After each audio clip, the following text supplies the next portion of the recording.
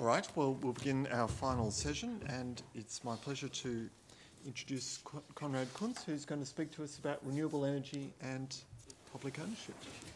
Over to you. Yeah, hello everyone.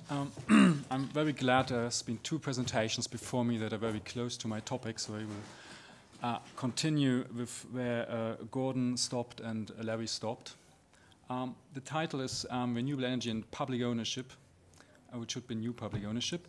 The chances for economic democratization during the transition from fossil to renewable energy. The conclusions which I'm going to present to you are based on an empirical study I made with a colleague 2 years ago, financed by Rosa Luxemburg Foundation, and we've been working on that since these 2 years. I want to remind you a little bit first of the very briefly of the basic thoughts from Hermann Scher about the techno-logic of renewable energy. Then I'm going to introduce the results of our empirical study, different types of grassroots initiatives in Europe.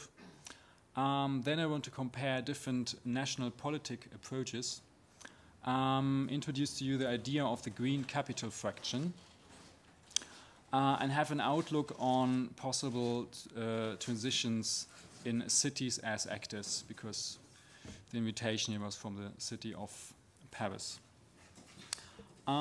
Since you've all been so interested in definitions, which is really rare for an audience in the last discussion, I'm going to read you one definition on energy democracy, which was Larry's topic. I didn't put it in the title here because I rather want to unpack what energy democracy is. But here's the definition agreed on by the German climate justice camps in 2012. Quote, energy democracy means that everybody is ensured access to sufficient energy. Energy production must thereby neither pollute the environment nor harm people. More concretely, this means that fossil fuel resources must be left in the ground, the means of production need to be socialized and democratized, and that we must rethink our overall attitude towards energy consumption, end of quote. So that was a very normative, very utopic, if you want, definition. Now, I want to go a little bit into this topic, like how does that really look like, what is really happening, what can we expect from the future. I want to start that with a quote. I suppose you know it, but I just want to remind you again, from Hermann Scher, from his book Solar World Economy, a quote. The solar resource basis does not hinder processes of concentration of globally operating producers of technological equipment, but it dissolves the imperative globalization of the resource economy. With the transition towards a solar resource basis, the world economy is emancipating from its fossil bonds, and this transition represents a fundamental watershed in economic history. The trend towards ever greater and fewer mega corporations is substituted by a trend towards permanent, sustainable small and medium enterprises, enterprises that are and have to be regionally embedded, which can, due to their economic efficiency, even be superior to large-scale structures. So just leave the quote here. I suppose you know Scher and his thesis. Very briefly, he said there's a techno-logic of renewable energy, which is bringing about a decentralization, a shift to the local scale, a shift to small-scale actors, and a breaking up of the monopolistic structures. So if you look at providers and producers of electricity, of heat, of fuels, it's in most countries a few monopolists, and also globally it's a few monopolists. And Scher called the renewables a system breaker, something which would break up the system. When I'm going to talk about the democratization, I want to emphasize the need of a democratization of property or of ownership, because we believe there's too much talk of simply participation of citizens in projects that are planned by big actors. We believe if there's a real democratization, it should be one of ownership also. And just two historical examples why this matters. The beginning of Greek democracy was dated by Herodot on the 6th century BC with the land reform of Solon. So first the land was distributed from a few to the many in Athens, and then the Athenian democracy began. And also the oldest modern democracy, the United States, introduced the Antitrust Act in the 1890s to break up the big trust monopolies. So this is the question, and well, I hope we can give some answers for the coming presentation. Is that possible for renewable energy? What is really going to happen? Yeah, I skipped that quote. This is a selection of what we found to be a few of the most promising examples in Europe of rather bottom-up, small-scale renewable energy projects. And we identified a couple of types here. There's too many to really introduce you to all of them. I'm just going to give you a few sentences. First of all, there's lots of new energy cooperatives. They've been pioneered very much in Denmark, in Germany, and the Netherlands, but we increasingly find them in other places. Like here on the map, there's Vent du Sud in Belgium. There's a collective in Italy called Retenergie, and one in Spain, Som Energia. So the cooperative movement is going southward. It's going outward of the countries where it has been strong in the past. There's also a very dynamic development of that. For example, Som Energia, on the map here, it's on the bottom in Spain. They started in 2011 with a handful of people. Today they have more than 14,000 members. They're running 5 PV parks. They're planning to erect Spain's first citizen wind turbine. They're a pool of environmental activists, so anti-fracking activists, anti-coal activists are assembling there. And they're both attracting people to invest money in renewable energy, and they're also providing electricity, so you can book them as an electricity provider. So there's plenty of examples like that. Then there's plenty of town-level public projects, usually small towns in the countryside. I think Larry even mentioned Feldheim in Germany, southwest of Berlin. This is, again, just one very outstanding example of a movement of many similar things. This village, which I actually visited during my PhD research a couple of years ago, managed to have its heat and electricity production 100% renewable, and they also own the infrastructure. So they financed the heating grid by selling shares to the village, and the majority of the village actually bought these shares. So you can't even say there's a participation; they made it themselves, right? So that's maybe the strongest sense of participation. The second case, which I put on the map, Atterwasch, is another village where people have been organizing to resist lignite mining. So the village was supposed to be removed from the map, and they combined this resistance with a production of renewable electricity as a political statement. Okay, there's more than that, and there's micro projects, very small things like one example is Told in Hungary as a project where one woman, Nora Feldmar, one engineer, managed to set up the production of briquettes made from leftovers from agriculture, to produce heat in winter,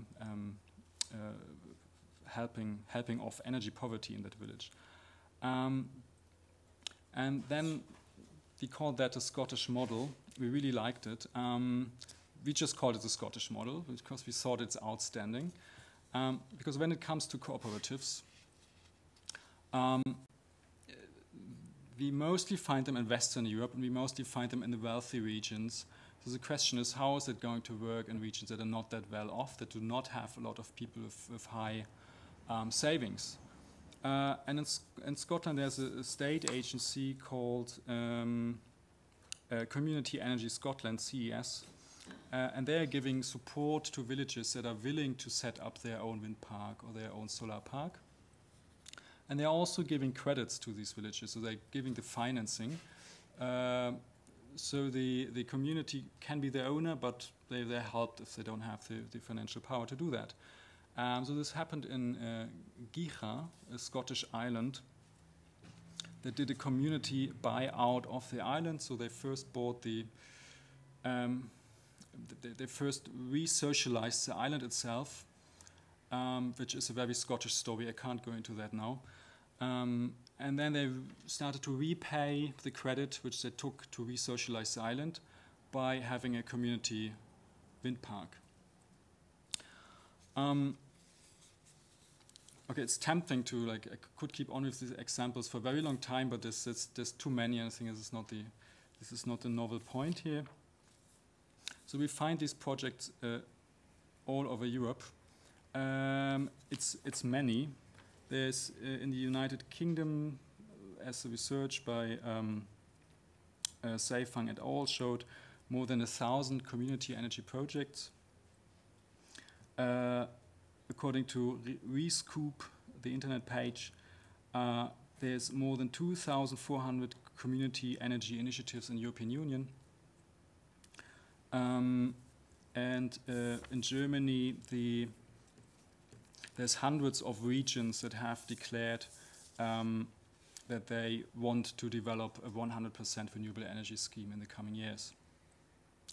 So this universe of 1,000 alternatives is really existing. There's a lot of that existing. If you look at the geography of that, it's mostly in Western Europe. There's hardly anything. We didn't find very much in post-socialist Eastern Europe. I think the explanation for that is that there's a tradition of environmental movements in Western Europe. And if you look at the history of all that small projects, there's often a single person or a small group of persons behind that started it off in the beginning who have a background as environmental activists. And then, of course, these projects have to survive in a market environment. They have to be economically feasible, and then they become proper companies. But they're not always, but often they start off from such a background of people with political traditional experience. Secondly, we find them rather in Northern than Southern Europe, but there's a trend of going south also.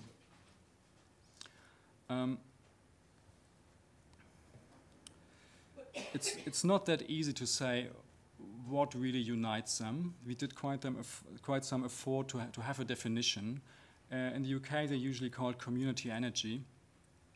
We're not that happy with the term community energy because it's not communities in the sense that everyone knows everyone. For example, said in Som Energia there are 14,000 people, so it's not a community. It's anonymous, right? And there's many others which are that big. They don't have to be local. Rete Energie in Italy is not local. It's dispersed across the whole country. EWS Energiewerke Schönau, which is the biggest cooperative in Germany, is having members in all the country, thousands. So we don't think the term community really fits here. So we try to come up with a few attributes that are common to these projects.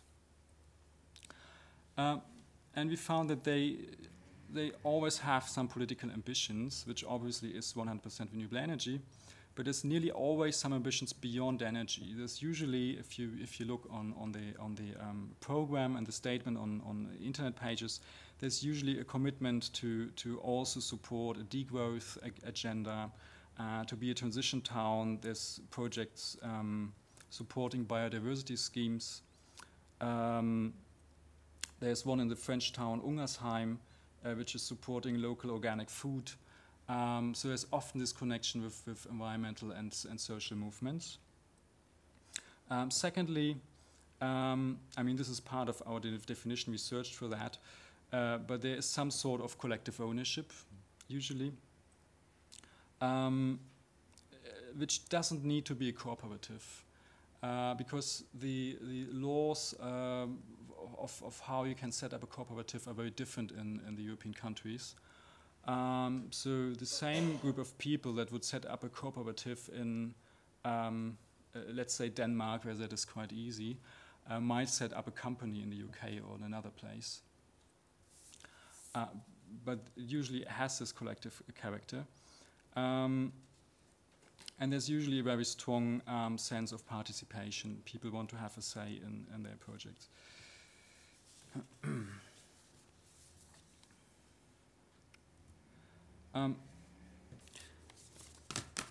Okay, I already mentioned, I mentioned there's these geographic differences which can be partially explained with the ability to have the financial power to make these projects. But obviously there's also a role of national politics. Here I want to make a comparison of two countries, Denmark and the Netherlands, which are quite following opposing paths of energy politics. Denmark is obviously the pioneering country of renewable energy, and it has one of the highest rates of renewable electricity today, which is 43%. In 2013, actually now it's even more, I guess. It's on track to meet its Kyoto obligations. It's one of the few countries that did decouple economic growth and CO2 emissions since 1990. And it has very ambitious goals for 2050 to be fossil fuel free in 2050.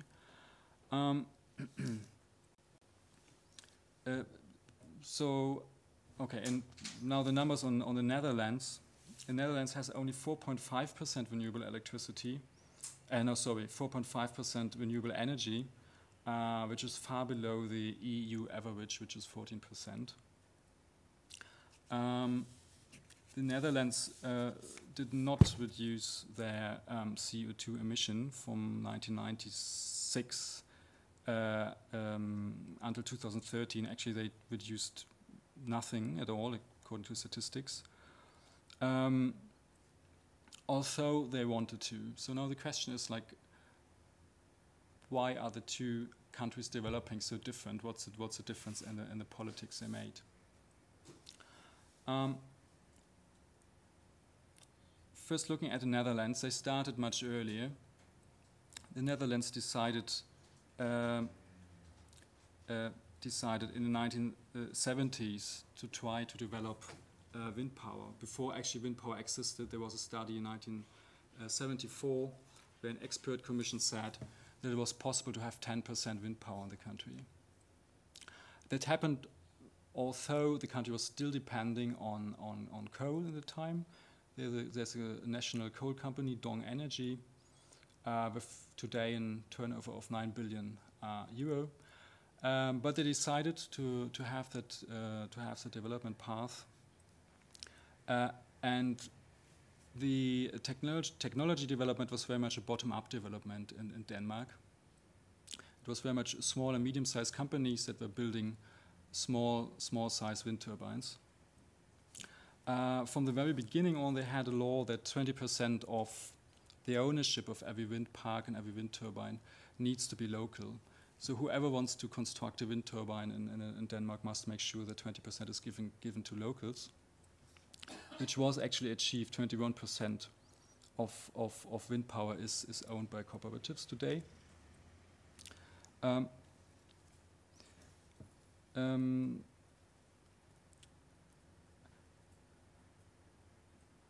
Yeah.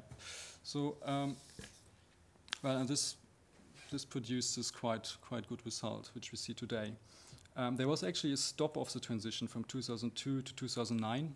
There was one government coalition which was quite hostile, so the expansion stopped and then it started again. Now, what's the difference to the Netherlands? The Netherlands started off late. They also started with a government program that said we want to emit less CO2. This was part of the National Environmental Policy Plan,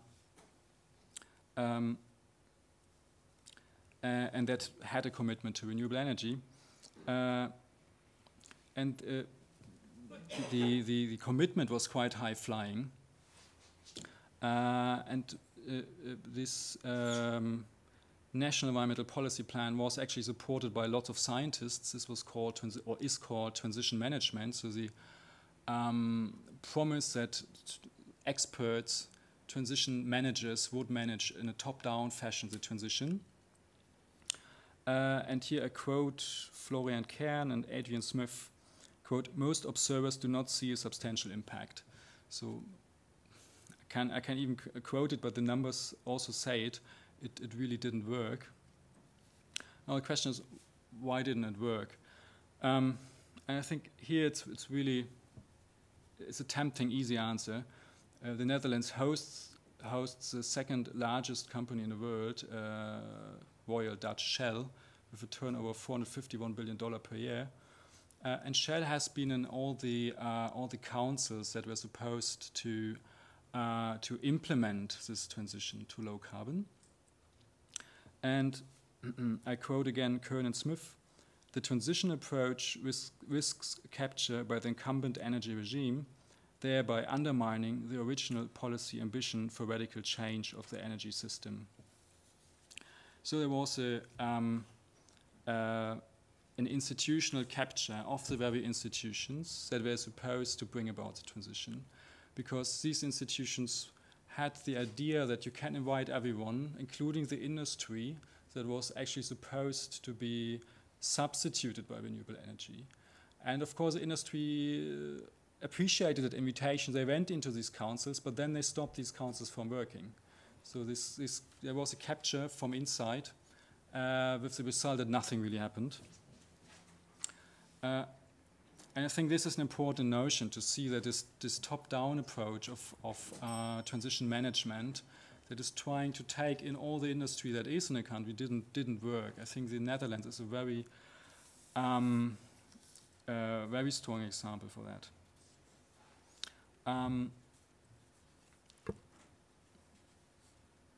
And they didn't have a feed-in tariff. They had and still have a bonus system. So they have a system where renewable energy is freed from tax payment, and where you get a certain bonus, but they do not have this long-term guarantee where everyone can produce renewables and feed it in the network. So if you look at these two national approaches, we have one country which had a very strong commitment and the right tools, Denmark. Then there's a second country, the Netherlands, that had a strong commitment but the wrong tools, Netherlands.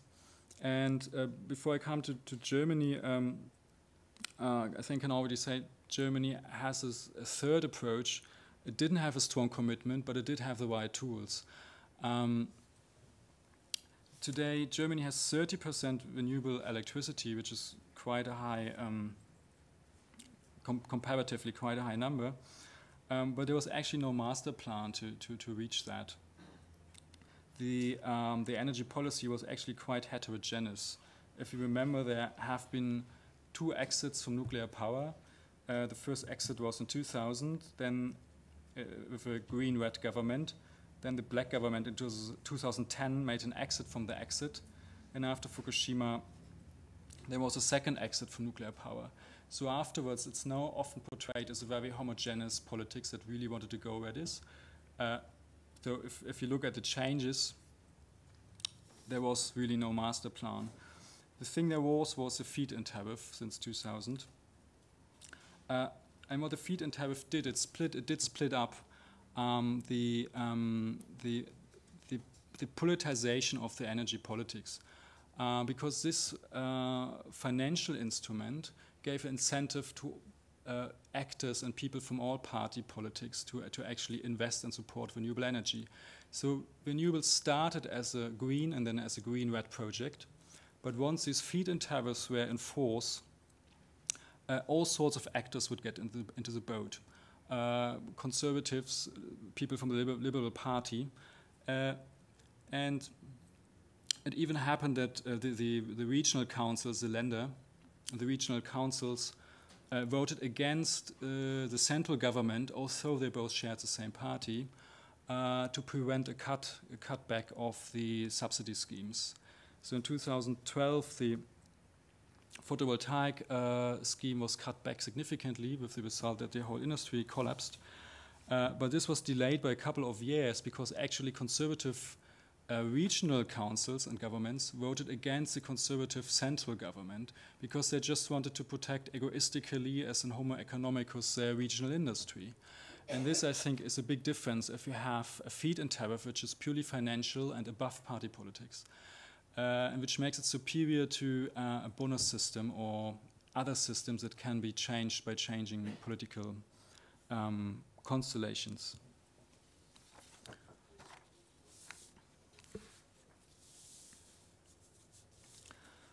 Okay, I just said that. So with this country comparison, we see it seems to be a handicap to have a big international energy company like Shell. Germany has 4 monopolists, but they're not that big. The feed-in system is superior, as I said. And the rough transition is definitely changing the market and the property structures. The property structures cannot be the same if there's a transition to a different type of energy production. And a certain creative destruction is necessary. That practically means, as Cher said in the quote which I've read, that the companies that dominated the fossil energy business are losing ground. And this is very obvious in Germany today. RWE, the formerly biggest monopolist for 60, 70 years, they're close to bankruptcy because they haven't been investing in nuclear and coal, and they're not competitive anymore against renewables. The same is true for E.ON and partially also for E.ON, BW, and Vattenfall. So the big 4 companies, maybe comparable to EDF, Areva, or to Shell. They missed to invest in renewables. They've been too slow. The feed-in system systematically favored the small actors over the big actors. So whenever there was the chance to build a wind park or a big solar park or whatever, these small market actors have been an advantage because they're quicker, they're smaller. And the result is that the big ones are really slowly moving out of the market. And apropos creative destruction, of course, some jobs are also lost in the fossil sector. But to give some numbers here, there's 20 to 30,000 people employed in lignite, which is the biggest fossil industry. And there's more than 370,000 people employed in renewable energies. So the loss of jobs is more than compensated.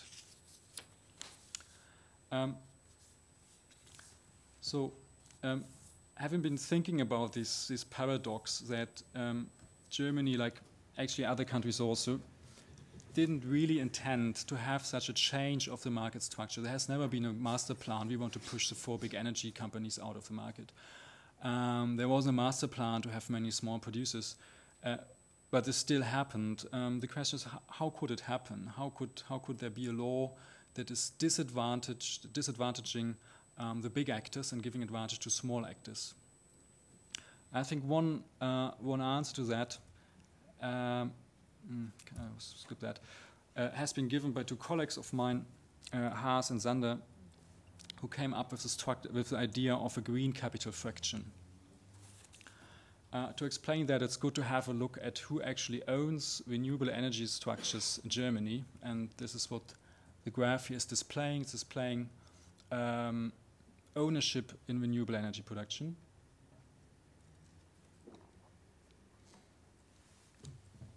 So you see the biggest group is actually single individuals in the top right corner. 34.9% is owned by single individuals. Specialized small and medium enterprises make up 30.8%. The large 4, which I mentioned, own only 4.9%, so they completely missed it. banks and finance own a certain share, commerce and farmers. So you see this is a very heterogeneous ownership structure. And considering that 30% of the electricity market is renewable, that's a very significant change. There's different studies, but there's usually an agreement that 50% of the renewable electricity market is owned by what is called citizen energy groups.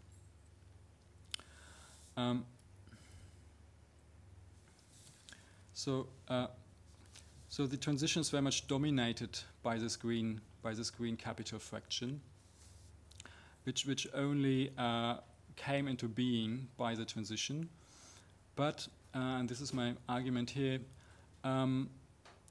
This capital fraction actually also became a lobby group for the transition.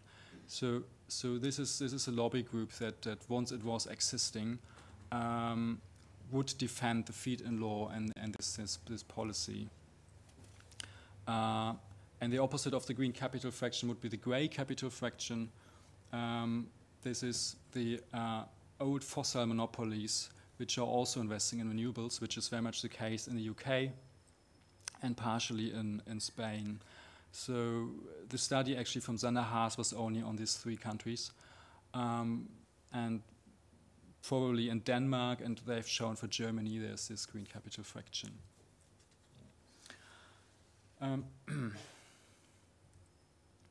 So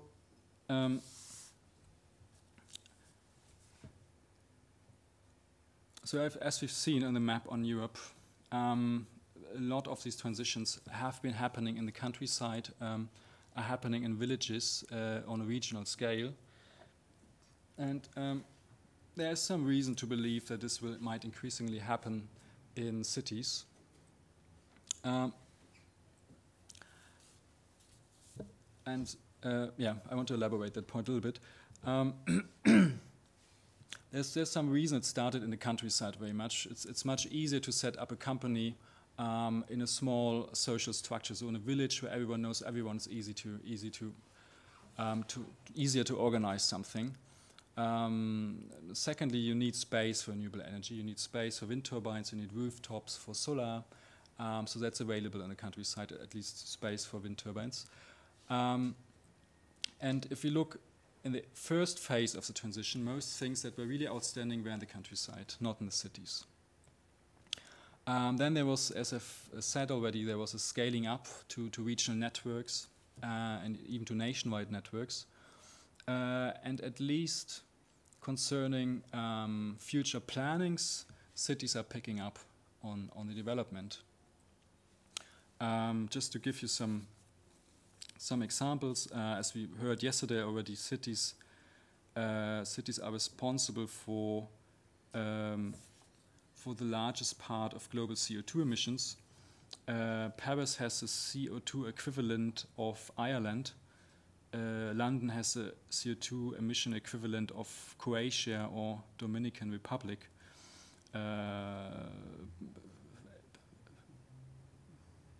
And so on. So obviously cities are important actors in this transition.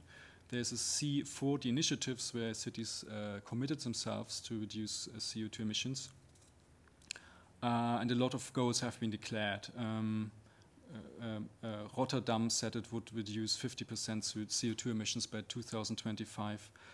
New York wants to reduce 30% by 2030. Berlin wants 85% reduction by 2050.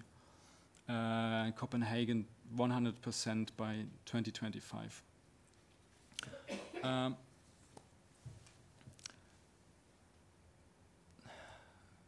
Now, how much is really happening in the cities?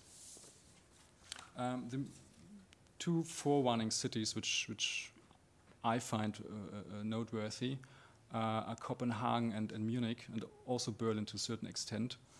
First, Copenhagen has one of the most high-flying ambitions. to be completely CO2 neutral in 2025. The city is heavily investing in wind parks. So they're saving CO2 by producing wind electricity. And I think it's also very noteworthy. They were probably the worldwide leading city in having bicycle traffic as a main means of transport. They had, in the last statistics, they had 33% bicycles from all means of transport. And they aim to have 50% in 2015. So this is, as we discussed yesterday already on the panel, this is also a significant part of CO2 emissions, transport, right? And Copenhagen is really showing how it's possible. Sorry.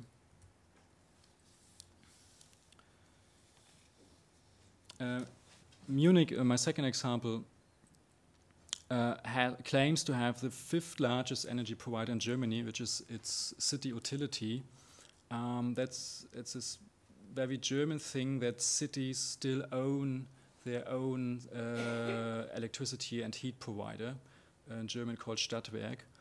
And the one of Munich decided politically to phase out CO2 and to be 100% renewable by 2025, and they made a political decision to invest the amount of 9 billion euros into mainly also constructing wind turbines. And they're very much on the path of achieving that goal. They're on the path to become 100% renewable. And noteworthy, they're making a profit of that, right? They're not subsidizing this.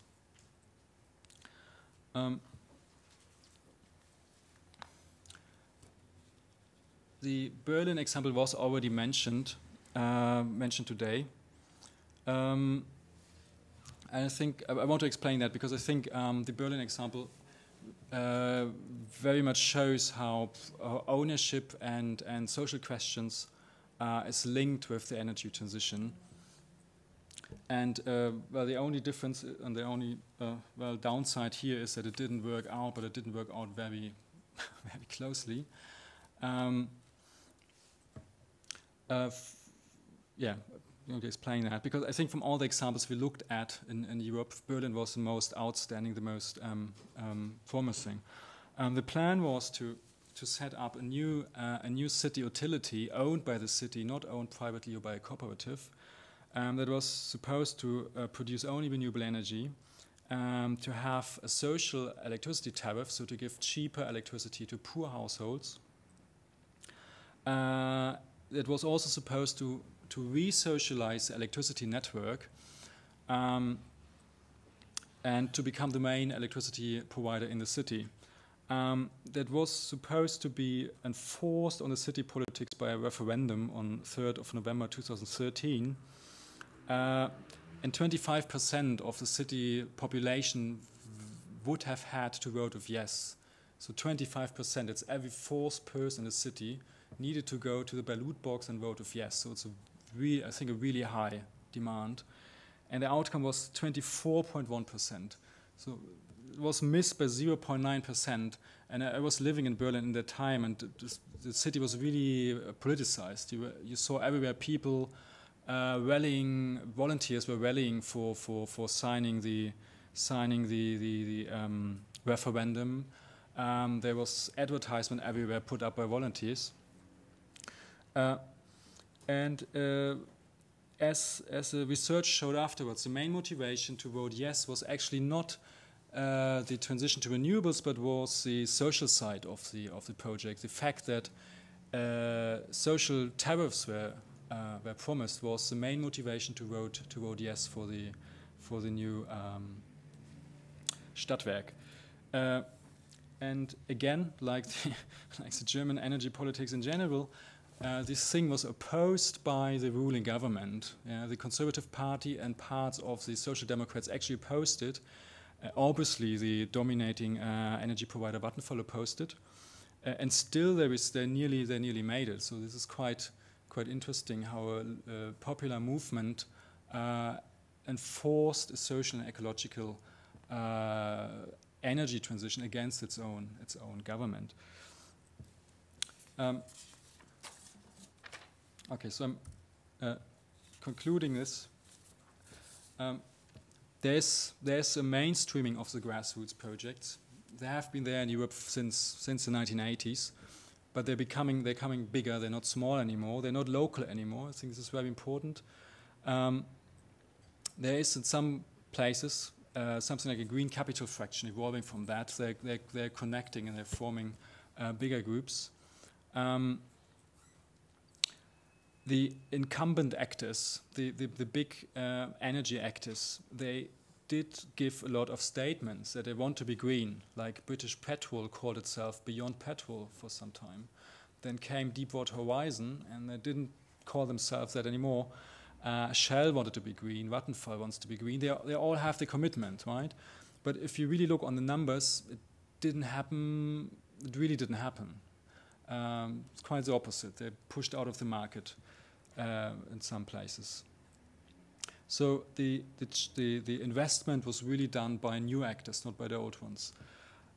So I think Polanyi is quite right. There needs to be some creative destruction. You can't have a change without a destruction of the old structure, at least to a certain degree.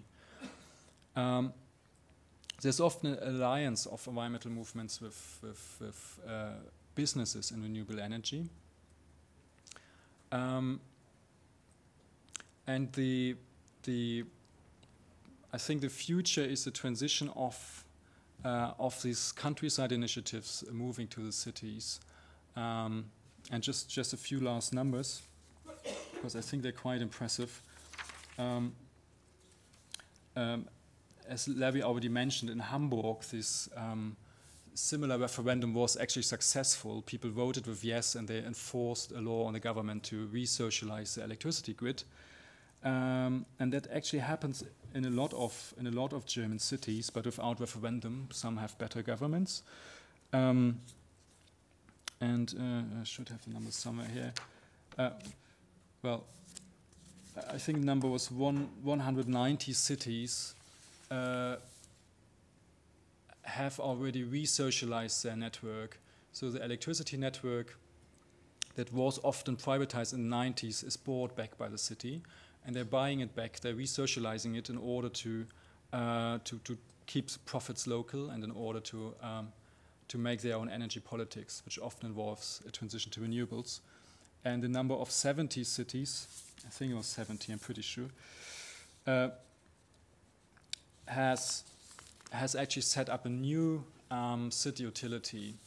So there's new forms of public enterprises created, and this is always happening in front of the background of a transition to renewable energy.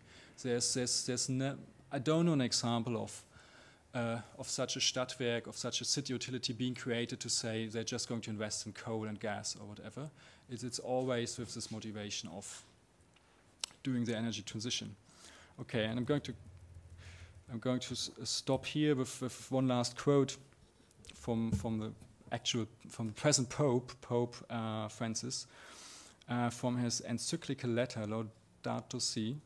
And here he writes in thesis number 179, quote, "In some places, cooperatives are being developed to exploit renewable sources of energy, which ensure local self-sufficiency and even the sale of surplus energy.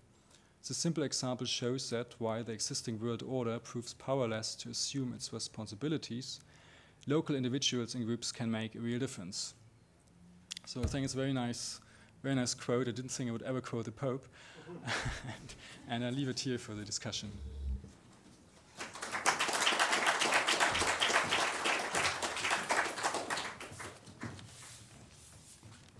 All right, so we have time for questions and comments. Gordon.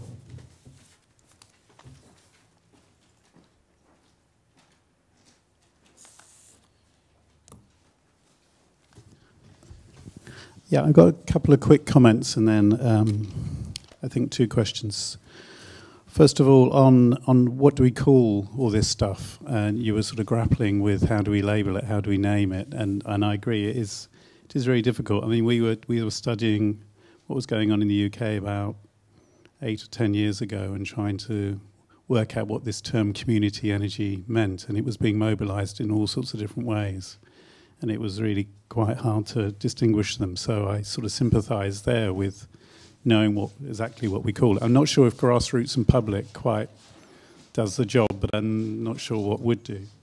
I think also the naivety of transition management, I think, was the political naivety of transition management models. I thought that you made that point very well about the Netherlands experience.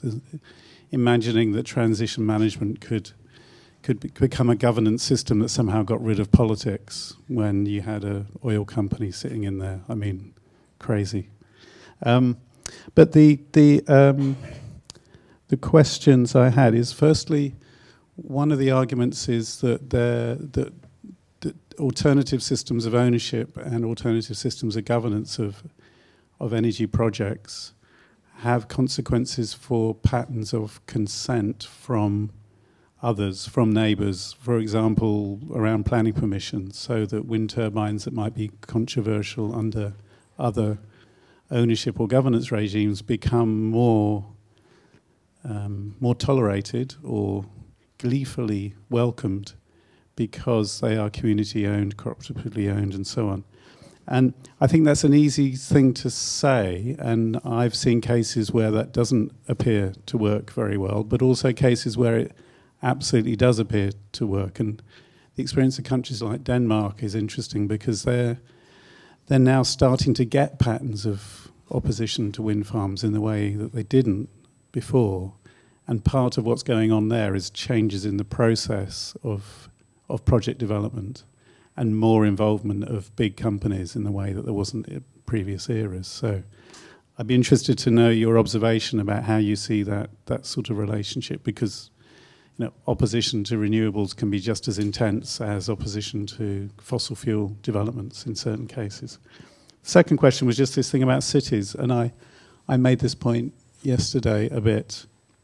It was interesting when you were talking about firstly this activity moving from the countryside into the cities, and I'm not quite sure if I get that. I think what was going on in the cities, in the countryside, is substantially different to what's going on in the cities. I don't know whether it's a sort of movement which implies the same thing as travelling. To me, it feels quite different set of processes involved. And the other thing is, clearly, if you're talking about cities investing in wind farms, they're not wind farms in the cities. No, it's a relationship between the cities and other spaces.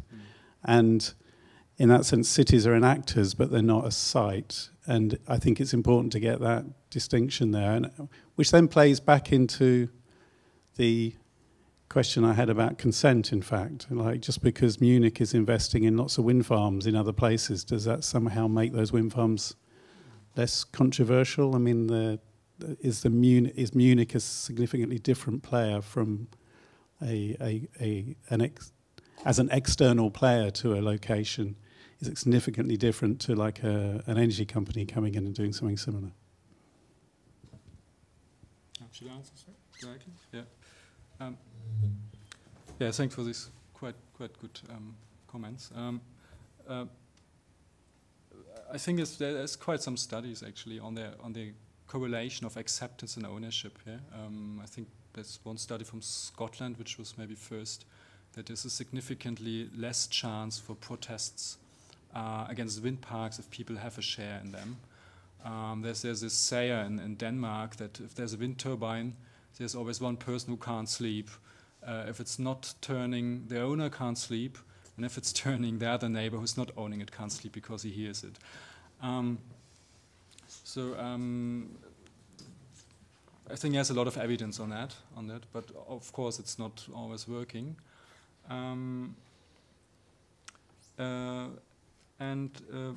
Concerning your second point with the cities, I wouldn't say movement. If I said movement, I take that back. But I think the change here is that they become, as you mentioned, political actors, because these villages and these communities in the countryside, they were like political groups, actors who did this. and cities didn't care very much in the 90s. It was really villages, if you look where it happened. I think this is a change, that cities now start to be political actors, and they're even starting, I mean, to take it serious and be economical actors, to really put money into this thing. As far as I know, there's no protests against the wind parks from the Munich utility, but it might of course happen because, yeah, it's far away. So it puts up the same question, like, is there fair burden sharing if the wind park is somewhere next to a place where people are living? And I didn't want to mention in the presentation, but a part of the investment money is coming from the 25% share in a nuclear power plant, which Munich utility holds. So it's not the perfect example, maybe.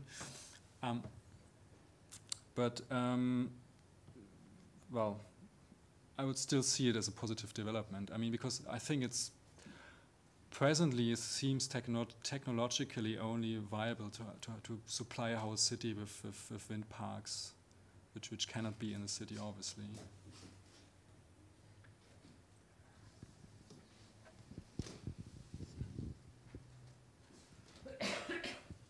Yeah. Yep.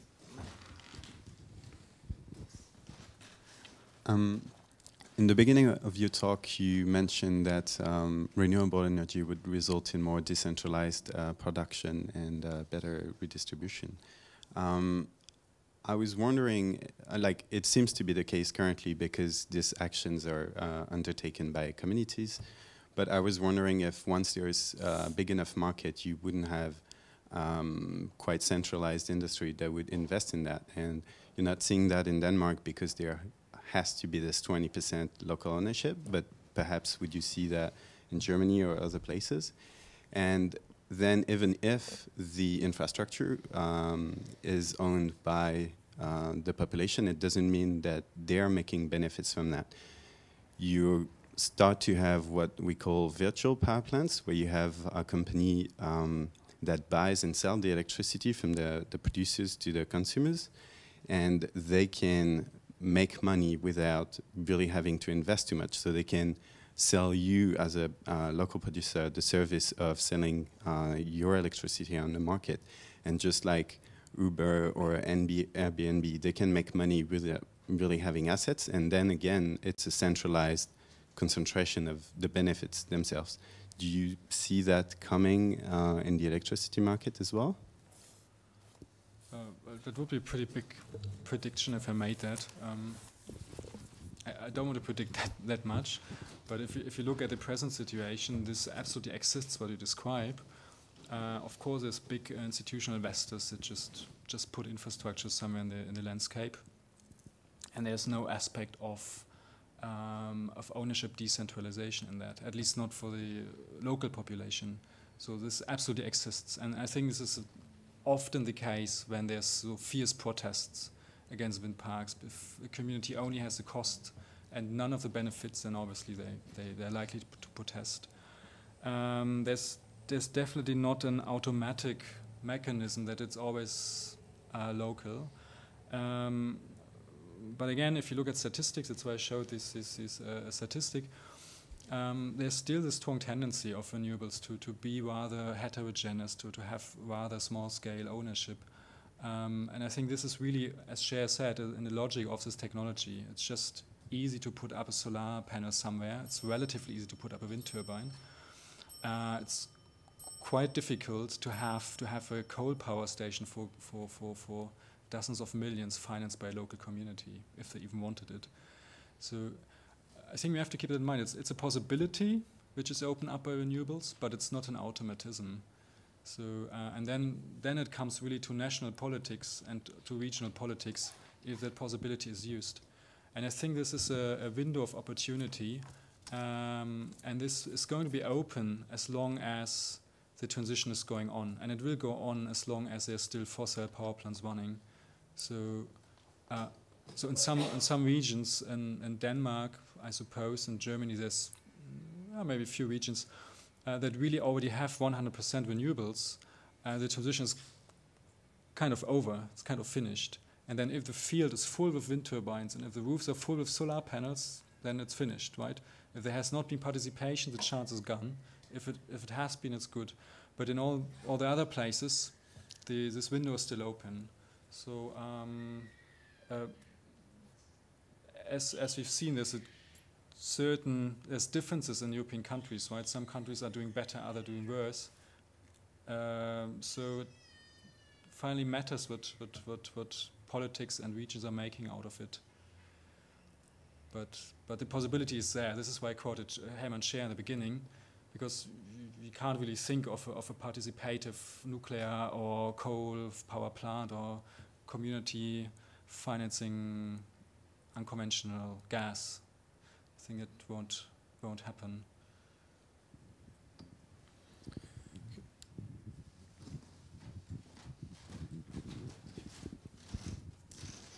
So just wanted to come back to your discussion of feed-in tariffs and sort of causal explanation of the differences between Denmark and the Netherlands.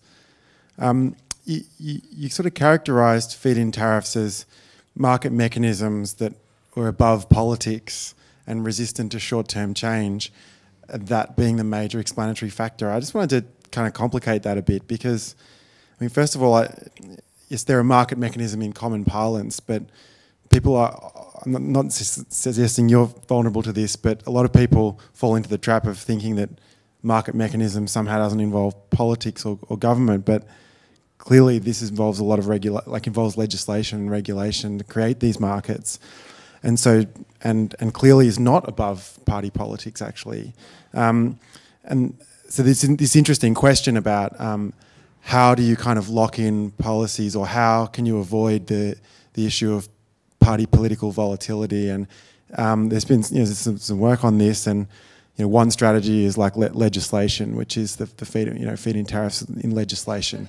But of course, legislation can be repealed, as Jérémy and I know all too well. And then there's kind of securitization strategies where you can use contracts, which are have higher costs to overturn. There's independent committees, delegation, and so on. But the fact that in Denmark they had a feed-in tariff, I don't see how that stands above politics, to be honest. And there's lots of political decisions to be made, even in feed-in tariffs. Like there's so many differences, right? I mean, what technology sources are eligible for the tariff? Do you have banding to allow technological diversity, different capacity sizes? How do you account for co-benefits and co-costs? What's the digression rate set at? How are connections facilitated and paid for? How are the tariffs paid for? What exemptions are there?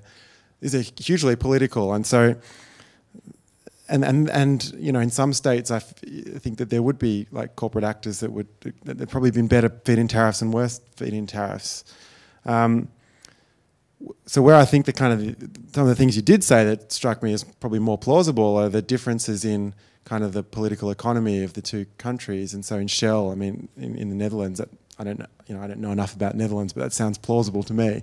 And I think what actually does make this legislation sustainable over time is, as you say, the fact that it creates new political constituencies that support it. So it's a kind of political sustainability strategy, and Matthew Lockwood and others have written about this in the climate context. And I think that's a stronger explanation that this is than that this is some kind of mechanism that's sort of the holy grail that sits above politics. Okay. I simplify this obviously. I mean, in the last years in Germany there was a lot of struggle on the how this feed-in tariffs would work. But I mean, if you look at the empirical situation, if you look at the development in Europe, I mean, I think then we have to acknowledge that the Danish government introduced it first in '81, and they are also first now in terms of having made the transition. And they had changing governments. They had changing governments for 30 years, but they never scrapped the system completely. They put it on pause for 5 years, but they never stopped it. And it was similar in Germany for 14 years. Actually, last year there was a very painful reform, but it also survived similar different governments. And of course, it's still political, but it seems that it's further away from political decisions than the other systems there are. So being a financial mechanism, it seems it's not that easy to change it, because if you change it, there's always financial interests that are hurt by that are resisting this. And actually, second, maybe coincidence, maybe a very smart construction mechanism. In the German feed-in tariff was that the responsibility was dispersed across a lot of ministries. So all these ministries had to agree to change anything. And this made it very difficult to change anything, with the result that a couple of attempts to like move back and stop this expansion of renewables failed. And it was first at the environmental ministry mainly, and they kind of defended it against different governments. And last year it was moved from 2 years ago, it was moved from the environmental to the economic ministry, and they bundled all the competencies. And only then was it possible to kind of really cut it back, which was a long-term project. So then this happened, what you described, but it still seems to be the best we have. Yeah. But that variation is very interesting. Sorry, Thomas. Yeah, no, I mean, that's really interesting, but that to me is kind of the point, right? It's not that it sits above politics, it's for these other rich and interesting reasons that of kind of sort of transaction cost politics and how you... So I guess all I'm really saying is don't put it out there as above politics, but I encourage you to explore that variation that you've just articulated, because to me that's what's interesting and that's what's more useful than sort of setting it aside. I think, yeah.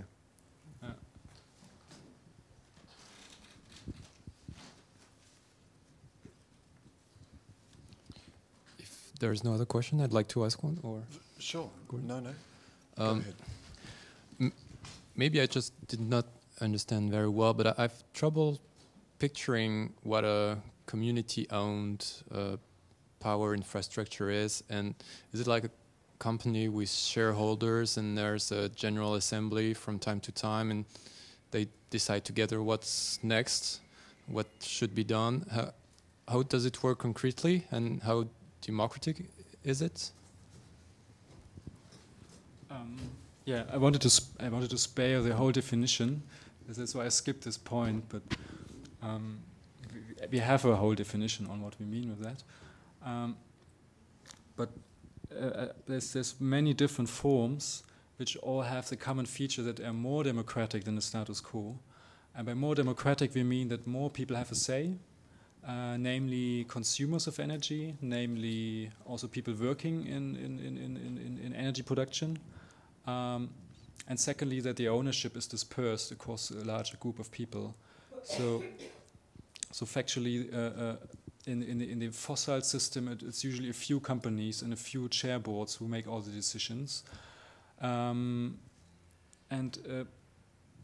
Okay, you said community energy. If you look at, in particular, community energy in the countryside, for example, it's small local businesses usually with people making small investments of a couple of €1,000, and then they vote a board of representatives who are running the business.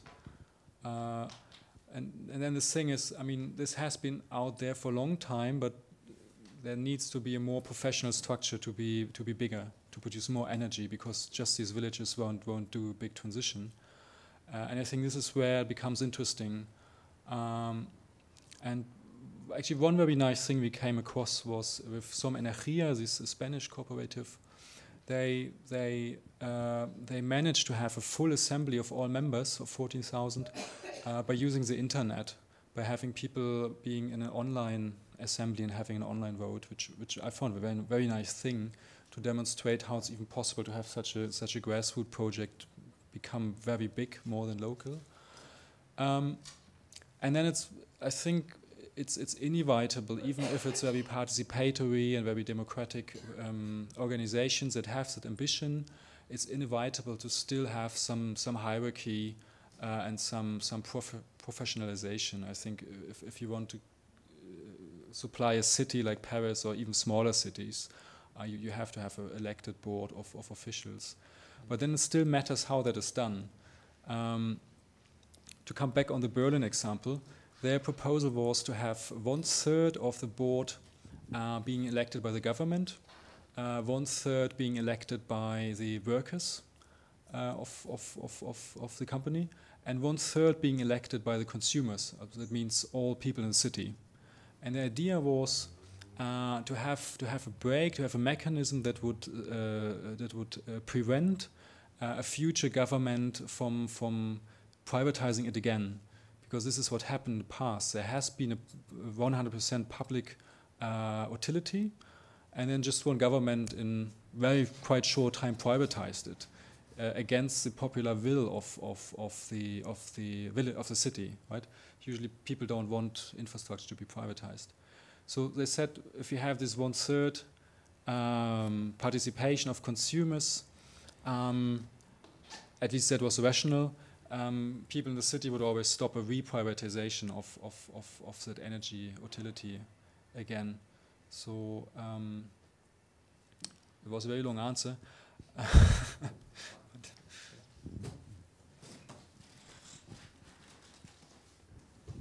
Yeah, I'm loath to talk again, but it was just a comment in response to the question just in front of me about the sort of Uber, Airbnb type model of energy supply and so on. And I think that is being talked about. I was in a conversation with someone from a French energy company who's, I'm sure you can guess who they are because there aren't very many in France, very large, very established, effectively state-owned.